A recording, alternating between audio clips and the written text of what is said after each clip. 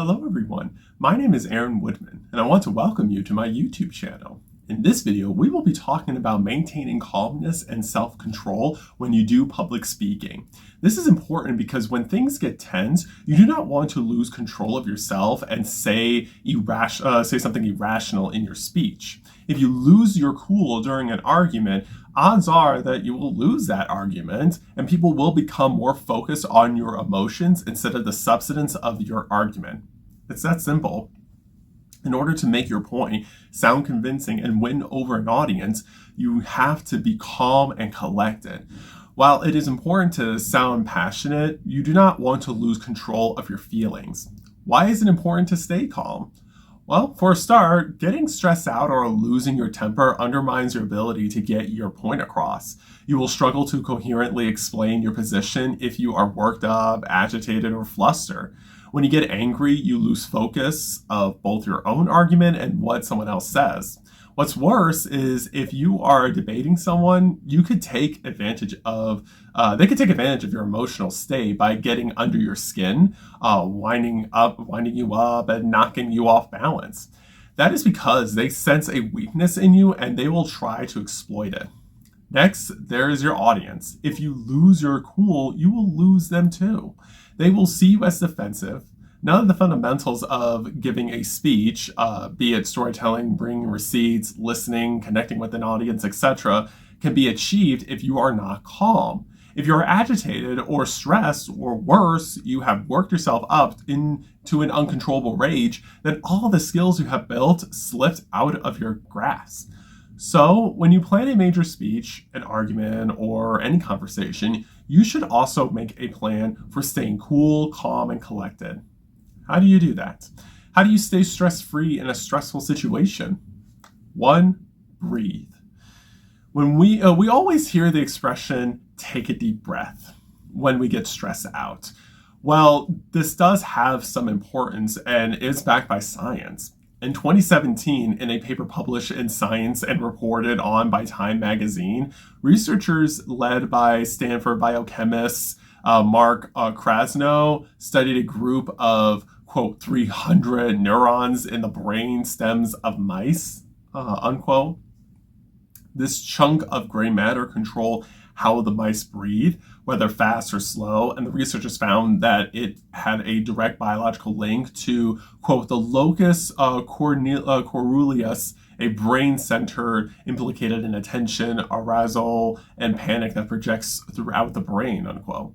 Krasnow told Time, quote, this liaison to the rest of the brain means that if we can slow breathing down, as we can do by deep breathing or slow controlled breaths, the idea would be that these neurons then don't signal the arousal center and don't hyperactivate the brain. So you can calm your breathing and also calm your mind, unquote. To breathe deeply in any situation you are in is to send a message to your brain so that you can chill out.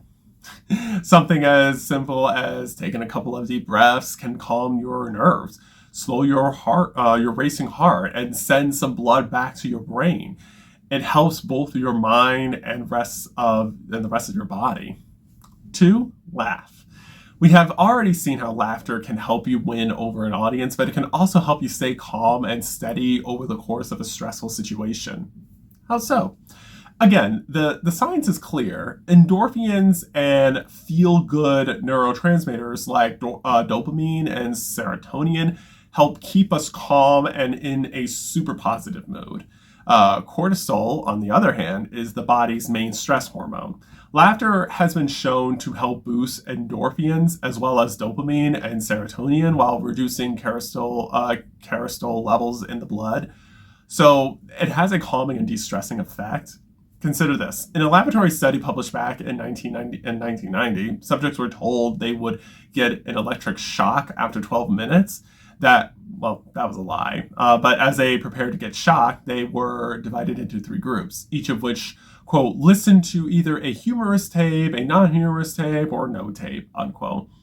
While anxiety increased across all groups as the 12 minutes elapsed, the study found that, quote, subjects from the humor condition consistently rated themselves as less anxious and reported less increase in stress as the shock approached, unquote. Laughter can work as a technique to calm the mind and body, it is giving us a rush of endorphins while also helping us improve our perspective. As psychologist Rollo May puts it, the use of humor is about, quote, preserving the self. It is the healthy way of feeling a distance between oneself and the problem, a way of standing off and looking at one's problem with perspective, unquote, which can give us, as best-selling author Andy Kremer writes, quote, a sense of power over the frightening situation we are facing, unquote. If you can smile and laugh, you can turn a stressful situation into a funny one, and you can relax. For example, Abraham Lincoln gathered his cabinet together on September 22nd, 1862. In the midst of the Civil War, he wanted their approval for his preliminary Emancipation Proclamation, which aimed to free millions of enslaved people across the Confederacy. The meeting came 5 days after the Battle of Antietam, the deadliest one-day battle in American history, and Lincoln knew that his cabinet secretaries were on edge. The president needed to calm their nerves and lighten the mood in the room prior to raising the very serious issue of the proclamation. So Lincoln began the meeting by reading aloud from a book of humorous stories, writes historian Morel D. Peterson, pausing to laugh loudly at the end. Then he put the book to one side and asked the members of his cabinet, quote, gentlemen, why don't you laugh? With the fearful strain that is upon me night and day, if I do not laugh, I should die, and you need this medicine as much as I do, unquote. So even Lincoln saw laughter as a medicine to naturally feel less stressful in a situation. 3, positive self-talking. The truth is that many of us have an inner voice that we listen to in moments of crisis or calamity. At one point or another in our lives, most of us engage in an internal monologue. The question is, how do we ensure that our inner voice acts as a force for calm and not alarm? How do we use it to keep ourselves composed in an argument and when our heart is pounding? This is where self-talk comes in. Self-talk is what psychologists call the personal commentary that goes on inside almost all of our brains as we offer ourselves advice and reflect on our thoughts, emotions, hopes, and fears. It is happening constantly and can swing from the positive, I am doing great, to the negative, I suck, in a flash. But one of the most effective ways we can channel self-talk to our benefit is to make a small but key change. Get rid of the I. Instead of silently talking to ourselves in the first person, it is more effective to do so in the third person by using our own names.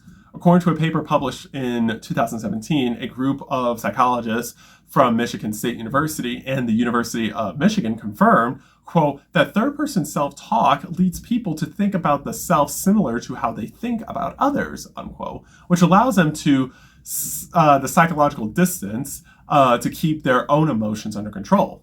They conclude that, quote, third-person self-talk may constitute a relatively effortless form of self-control, unquote. Most of the time, I have personally said my name if there was something I needed to tell myself. There are a couple of moments I flip back and forth between saying, I can do this, and let's go, Aaron. But I can see how saying my name can put my mindset into others to see how they would perceive me. In that case, I needed to give a positive perception of myself to other people. Let's proceed into control.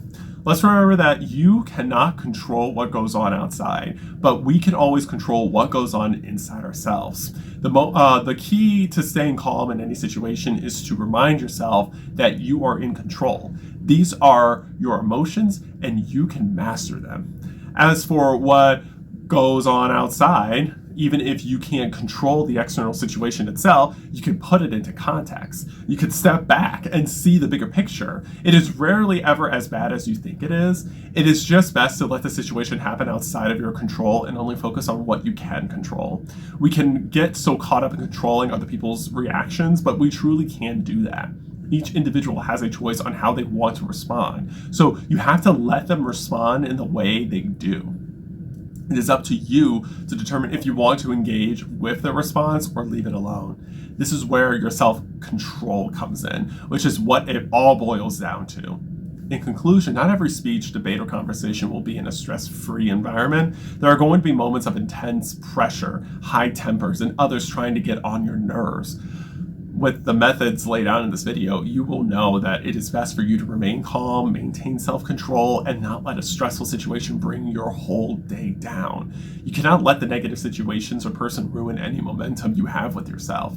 When you know those things are intended to cause you to lose control, you have to take a calm approach to make sure things do not escalate for yourself and others.